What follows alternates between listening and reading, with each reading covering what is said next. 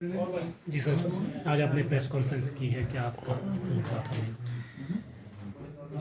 देखिए, 5 अक्टूबर को माननीय न्यायालय ने 3 मंजिलों को तोड़ने के लिए आदेश पारित किया था और दिसंबर महीने तक 3 मंजिलों को तोड़ना था। प्रशासन इस काम करने में सफल नहीं हुआ और जब अगली तारीख आती है 15 मार्च 2025 की, उस दिन भी ये केस लगता नहीं।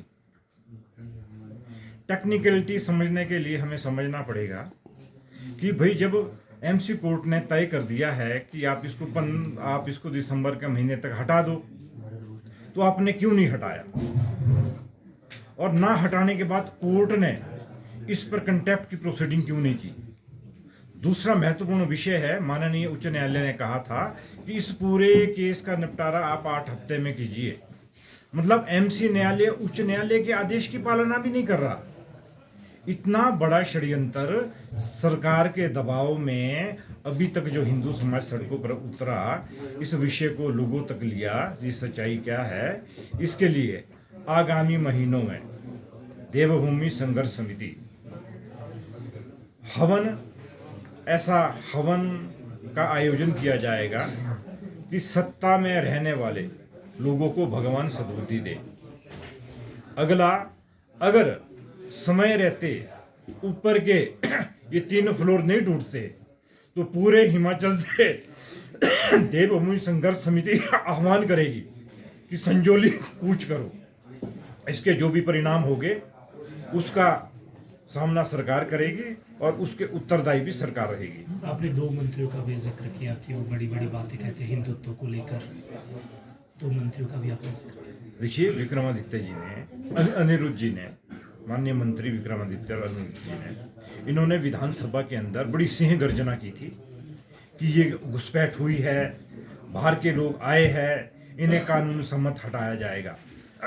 जैसे ही कानून का आदेश आएगा हम इस पर कार्रवाई करेंगे। इसमें कोर्ट का आदेश आ गया था 5 अक्टूबर को। 5 अक्टूबर से लेके आज तक लगभग 5-6 महीने हो गए। आप क्यों चुप हो? एक और आप मंदिरों में जाते हैं और दूसरी ओर मंदिरों के प्रति षड्यंत्र करते हैं। ये चलेगा नहीं। समाज सब देख रहा है। आने वाले समय में समाज इसका भी उत्तर देगा। रोहिंग्या मुसलमान का भी आपने जिक्र किया, क्या हिमाचल प्रदेश में भी है? तो खुद माननीय मंत्री जी ने एडमिट किया है विधानसभा के अंदर। आप वो प्रोसीडिंग देखिए।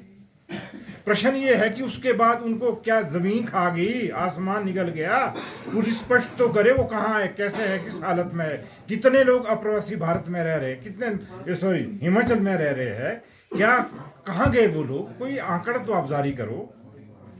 आप वो काम कर नहीं रहे जो काम करना है। इसलिए अगला काम देवभूमि संघर्ष समिति स्वयं करेगी। इसके लिए हमारी योजना तैयार है। अगर सरकार अभी भी ढुलमुल रवैया अपनाता है, इन जो 3 लेंटर है, पहले इनको तो तोड़िए आप। और भी तो कोर्ट ने उदाहरण दिए हैं। माना मस्जिद कमेटी कहती है कि हमारे पास पैसा नहीं है, तो कोर्टों ने और भी आदेश दिए हैं। एमसी डायरेक्शन दे सकता है एमसी को कि आप इसको तोड़ो, तोड़ने का जो खर्च आता है वो आप रिकवरी करो मस्जिद से। आदेश तो कोई भी पारित हो सकता है, पर तब होगा जब आप आदेश पारित करने की मंशा में हो। सभी पत्रकार बंधुओं को नमस्कार व धन्यवाद। आप अपना बहुमूल्य समय लेकर जब भी हम आपसे आग्रह करते हैं, आप सभी एकत्रित हो जाते हैं। मेरे दाईं ओर श्रीमान मदन ठाकुर जी। आप मूलतः शोभी से हैं और देवभूमि संघर्ष समिति के अच्छा, अभी तो कुछ नहीं, कंटिन्यू करो यहीं से। देवभूमि संघर्ष समिति के प्रांत के सह संयोजक है। देवभूमि संघर्ष समिति पिछले 5-6 महीनों से हिमाचल प्रदेश पर 2 विषय को लेकर समाज का जनजागरण कर रही है। पहला विषय है बाहर से प्रवासी जो घुसपैठ के रूप में हिमाचल में आ रहे हैं, एक इस विषय को लेकर जो बाहर से प्रवासी लोग आ रहे हैं, उसके अंदर रोहिंग्या है, बांग्लादेशी है, अन्य राज्य के लोग जो आ रहे हैं, सरकार इनका पंजीयन करे। पिछले 5-6 महीनों से हम ये बात बार बार प्रशासन के पास, सरकार के पास उठा रहे हैं, परंतु अभी तक प्रशासन की ओर से कोई भी ऐसा आंकड़ा हमारे सामने नहीं आया, समाज के सामने नहीं आया कि कितने लोग यहाँ अवैध रूप से रह रहे हैं। उनकी पुष्टि हुई। दिल्ली चुनाव के बाद वो लोग कहाँ आए? हिमाचल में प्रतिदिन इनकी तादाद बढ़ती जा रही है।